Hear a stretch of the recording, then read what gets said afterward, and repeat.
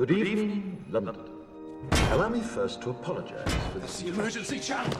I do, like many of you, appreciate the comforts of the everyday routine, the security of the familiar, the tranquility of repetition. Bloody hell. I enjoy them as much as any bloke.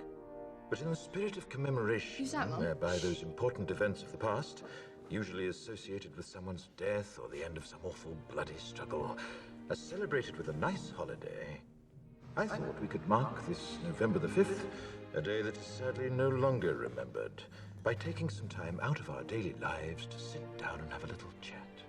There are, of course, those who do not want us to speak. Let me think, just let me I think. suspect even now, orders are being shouted into telephones, and men with guns will soon be on their way. It's Chancellor Sutler. Damn it! Why? Because while the truncheon may be used in lieu of conversation, words will always retain their power. Words offer the means to meaning, and for those who will listen, the enunciation of truth.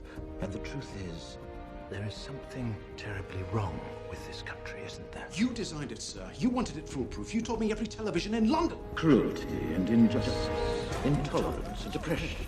And where once you had the freedom to object, to think and speak as you saw fit, you now have censors and systems of surveillance coercing your conformity and Cameras. soliciting your submission. We need cameras. How did this happen? Who's to blame? Well, certainly there are those who are more responsible than others, and they will be held accountable. But again, truth be told, if you're looking for the guilty, you need only look into a mirror. I know why you did it. I know you were afraid. Who wouldn't be? War, terror, disease. There were a myriad of problems which conspired to corrupt your reason and rob you of your common sense. Fear got the best of you, and in your panic you turned to the now High Chancellor Adam Sutler. He promised you order, he promised you peace, and all he demanded in return was your silent, obedient consent. Inspector, you're almost through. Last night, I sought to end that silence. Last night, I destroyed the Old Bailey to remind this country of what it has forgotten.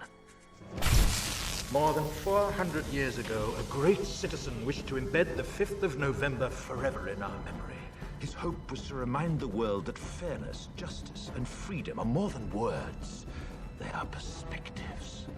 So if you've seen nothing, if the crimes of this government remain unknown to you, then I would suggest that you allow the 5th of November to pass unmarked. But if you see what I see, if you feel as I feel, and if you would seek as I seek, then I ask you to stand beside me 1 year from tonight, outside the gates of Parliament. And together we shall give them a 5th of November that shall never, ever be forgotten.